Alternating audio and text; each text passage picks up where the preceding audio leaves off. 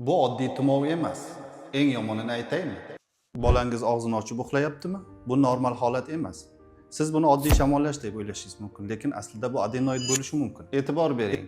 Bola burni doimiy yopiq, bola og'zini ochib uxlaydi va tez-tez shamollaydi. Bu oddiy tumov emas. Eng yomonini aytaymi?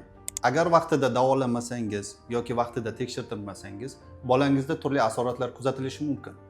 Birinchidan, doimiy burun bitishi, bu miyada kislorod yetishmovchiligi, bosh og'riqlariga, maktab yoshidagi bolalarda o'zlashtirish pasayishiga sabab bo'lishi mumkin. Ikkinchidan, eshitish nayni to'g'ridan-to'g'ri bloklanishi hisobiga quloqdagi turli muammolar, eshitish pasayishi, quloq og'riqlari yuzaga kelishi mumkin. Uchinchidan, yuz jag skeletda o'zgarishlar, prikus buzilishlari yuzaga kelishi mumkin. Ko'p ota-onalar shu joyda xato qiladi, kutib yurishadi. Aslo kutmang, tezroq davolaning. Men doktor Saidov ushbu muammolar yechimida sizga yordam bera olaman. Ushbu videoni yo'qotib qo'ymaslik uchun menga obuna bo'lishni va do'stingizga jo'natib qo'yishni unutmang.